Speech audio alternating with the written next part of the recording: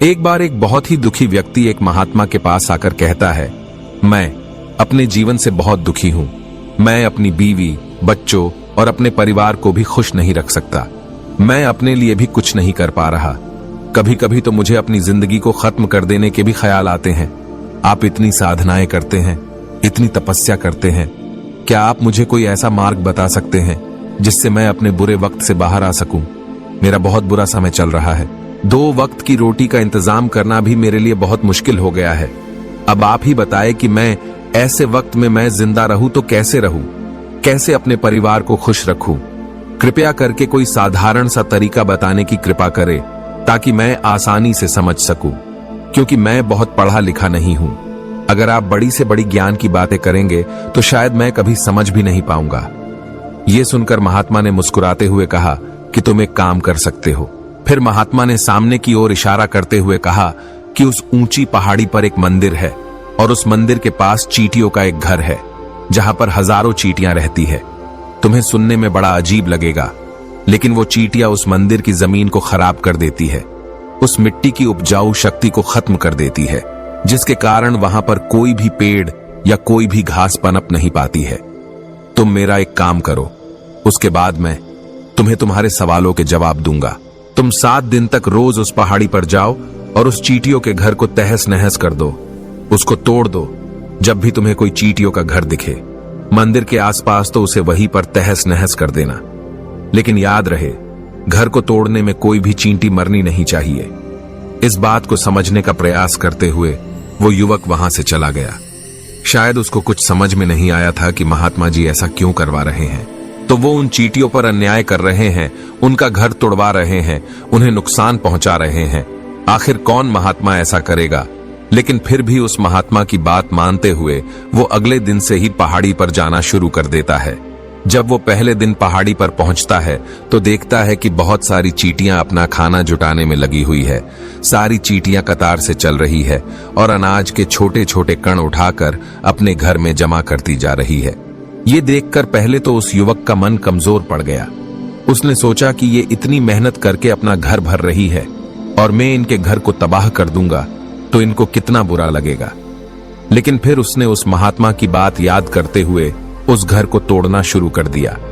जल्द ही चींटियों में हाहाकार मच गया। वो इधर उधर दौड़ने लगी। अभी तक जो कतार से चल रही थी अब वो बिखर गई और इधर उधर अपनी जान बचाने के लिए भागने लगी। थोड़ी देर में घर टूट गया और सारी चींटियां इधर उधर छुपने के लिए भाग चुकी थीं। ये करने के बाद वो युवक दुखी मन से वापस अपने घर पर लौट आया। उसका मन परेशान था, दुखी था, पश्चाताप से भरा हुआ था। फिर उसने अपने बिस्तर पर रात में लेटे लेटे ही सोचा कि अब तो उन चींटियों का घर तबाह हो चुका है, अब वहां वापस जाने का क्या फायदा होगा, क्योंकि चींटियों का घर तहस नहस करने के लिए महात्मा जी ने कहा था, जो मैं कर चुका हूं। लेकिन फिर कुछ सोचकर अगले दिन उसने फिर से जाने का निश्चय किया और अगले दिन सुबह सुबह उठकर वो वापस उसी पहाड़ी पर पहुंच जाता है। पहाड़ी पर पहुंचकर वो उसी जगह पर पहुंचता है जहां पिछले सुबह उसने उस घर को तहस नहस कर दिया था। लेकिन वो ये देखकर चौंक जाता है कि उन चींटियों ने फिर से अपना घर उसी जगह पर बना लिया था और अब वो फिर से अपने घर के लिए सामान इकट्ठा करने में जुटी हुई थी। उस आदमी को देखकर लगा कि ये चींटियां कितनी मूर्ख है। इनको पता है कि कल ही इनका घर इसी जगह पर तबाह किया गया था और उसी जगह पर उन्होंने अपना नया घर भी बना लिया। और ये सोचकर वो आदमी हंसने लगा। लेकिन फिर से महात्मा की बात याद करते हुए उसने उन चींटियों का घर फिर से तबाह करना शुरू कर दिया। फिर से उन चींटियों में हलचल मच गई और थोड़ी देर में वो चींटियां इधर उधर अपनी जान बचाने के लिए भागने लगी। कुछ ही देर में उनका घर फिर से नष्ट हो गया और वो युवक थोड़ा संतोष के भाव से कि इस बार तो मैं अच्छी तरह से उस घर को तबाह कर दिया है, अब तो वो चींटियां यहां पर अपना घर बना ही नहीं पाएंगी। इसीलिए जाने से पहले उसने उस घर पर ठंडा पानी भी डाल दिया ताकि चींटियां वहां पर अपना घर न बना सके। और इस तरह अपना कर्म पूरा करके वो युवक फिर से अपने घर लौट आया। आज रात में सोते वक्त फिर से वो युवक यही सोच रहा था कि क्या महात्मा ये सही काम करवा रहे हैं? क्या किसी का घर तबाह करना किसी सिद्ध पुरुष को शोभा देता है? क्या हो अगर वो महात्मा सिद्ध पुरुष हो ही ना, क्या होगा अगर वो मुझे बेवकूफ बना रहे हो? लेकिन फिर उसने निश्चय किया कि मैं अपने काम को पहले पूरा कर लेता हूं। उसके बाद ही पता चलेगा कि महात्मा मुझे से ऐसा क्यों करवा रहे थे, और यही सोचकर वो रात में सो जाता है। अगले दिन सुबह उठकर वो फिर से उसी पहाड़ी की ओर निकल जाता है। पहाड़ी पर पहुंचकर वो उसी जगह पर पहुंचता है जहां पर उसने उनके घर को तबाह कर दिया था, और वो ये देखकर खुश हो जाता है कि वहां पर कोई भी घर नहीं था। सारी चींटियां वहां से भाग चुकी थी।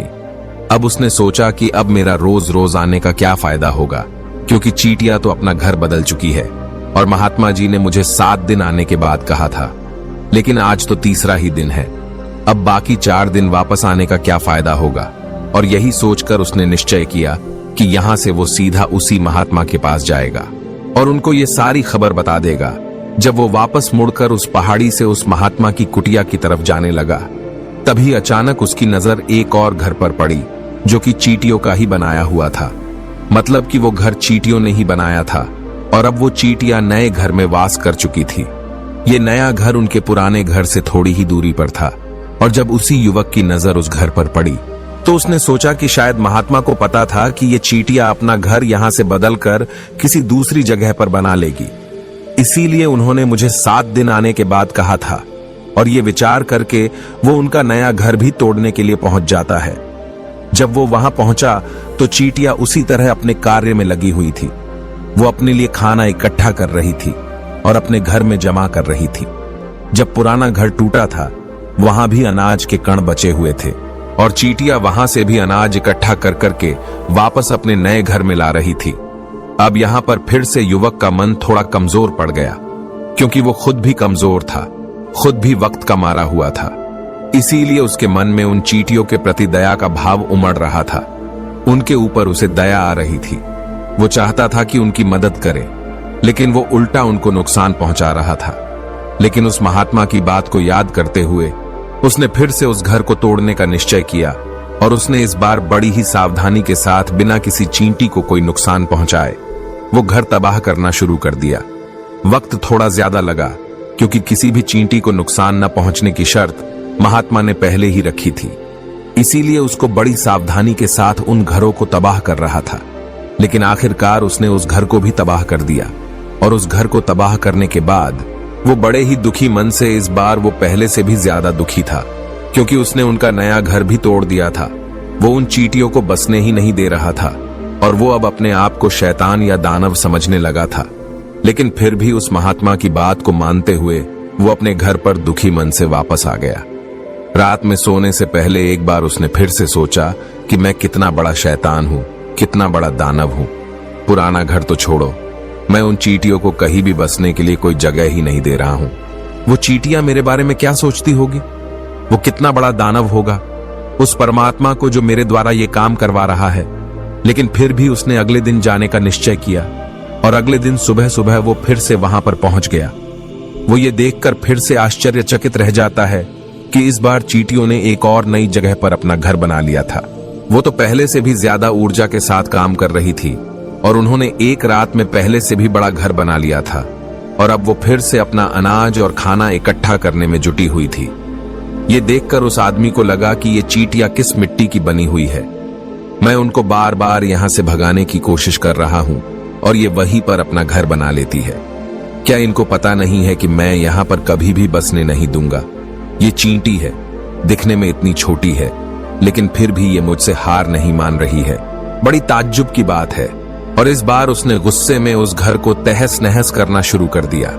लेकिन इस बार तहस नहस करते हुए कुछ चींटियां वहीं पर मर गई, उसके पैरों तले कुचल दी गई। कुचलने के बाद जब वो अपने अहंकार से बाहर आया तो उसने देखा कि गुस्से में उसने उन चींटियों को कितना क्षति पहुंचा दी है। उसका मन पश्चाताप से भर गया, और वो रोता हुआ अपने घर की तरफ बढ़ गया। रात में सोते वक्त उसने सोचा कि मैं उन चींटियों पर बहुत ज्यादा अत्याचार कर रहा हूं, अब इससे ज्यादा अत्याचार मैं नहीं कर पाऊंगा।